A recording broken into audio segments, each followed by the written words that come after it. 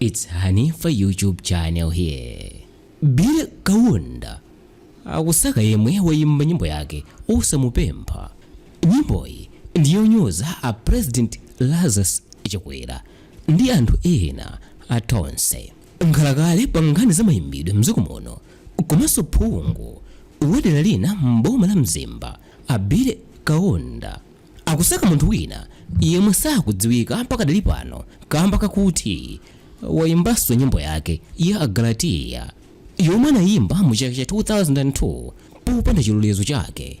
Pakadali pano abile Kaunda wapereka dandaulo lake ku bungwe loteteza luso la uyimba mdziko muno la Copyright Society of Malawi kosoma, ndipo mkulu wa bungweli Adola Makwinja ayankhula kuti zomwe zichitikazi ndi kuphwanya malamulo komanso ufulu wa abile Kaunda ndi mmene nyimboyi yayimbiridwira.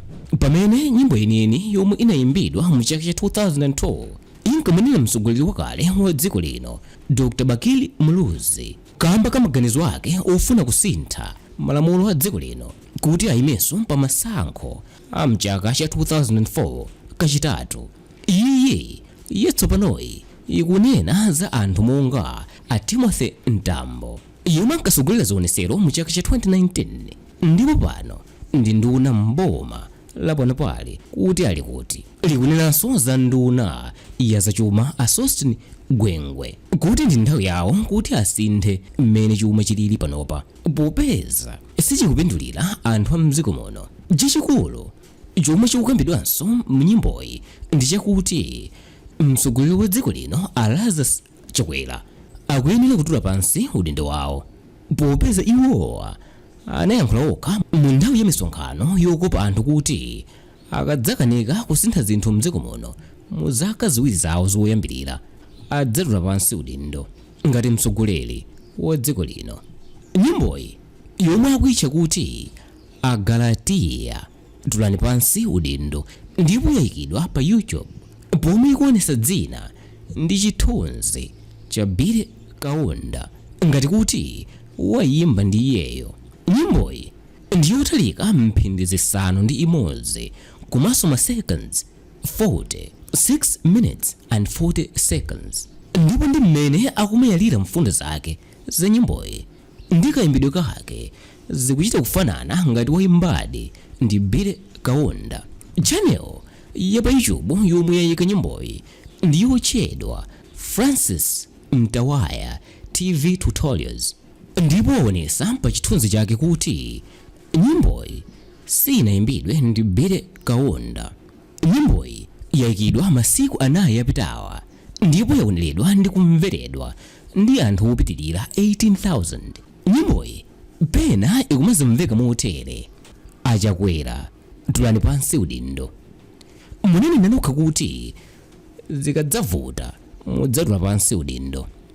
Iwe ndalama unabwereranji wataya chipangano. Chondigwera chindigwere ndisatire Sidik Meya.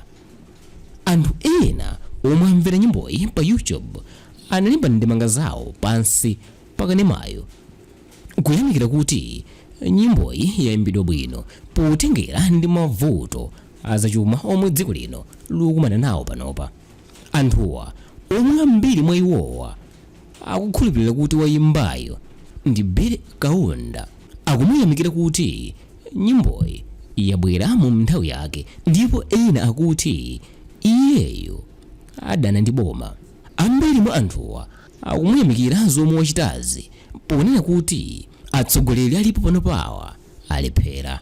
Apa ndichizwikire kuti anthuwa ambiriwa sakudziwa kuti wayimbayo si Bile Kaunda. Poyankhulapo Bile Kaunda anadandaula kuti sakudziwa kuti munthu wayimba nyimboyi cholinga chake chenicheni ndi chani, koma wati apanga chilichonse chothekera kuti munthuyo amupeze ndi kumusumira. Iyeyo akuti pakadali pano wayamba kale kumusaka munthuyo. Kwa Bile Kaunda akutinso ndi zowawa kwambiri poti anthu ena akufuna amuyipitsire mbiri yake poyimba nyimboyi pamene anthu omwe ayimvera akukhulupirira kuti woyimbayo ndi Billy Kaunda koma chilungamo chake chenicheni si iyeyo. Ndipo ichi ndi chifukwa chake atamva za nyimboyi anauza anthu akukosoma kuti mwina amuthandize mmene angapangire kuti munthuyo apezeke. Kumbali yake Dola Makwinja yemwe ndi mkulu wa kosoma anavomera kuti inde ndi zoona kuti Billy Kaunda anawapeza ndi dandaulo limeneli, ndipo panopa alikalikiliki kusaka munthuyo, ndipo akapezeka apititsidwa ku bwalo la milandu.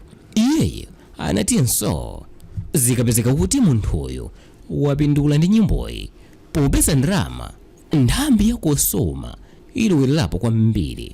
Amakwinja anadandaulanso kunena kuti oyimba ambiri mdziko muno akumakonda kuyimbanso nyimbo za eni zomwe zinayimbidwa kale popanda chilolezo, pomaganiza kuti akatero ndiye kuti adziwika ndi kutchuka mwansanga.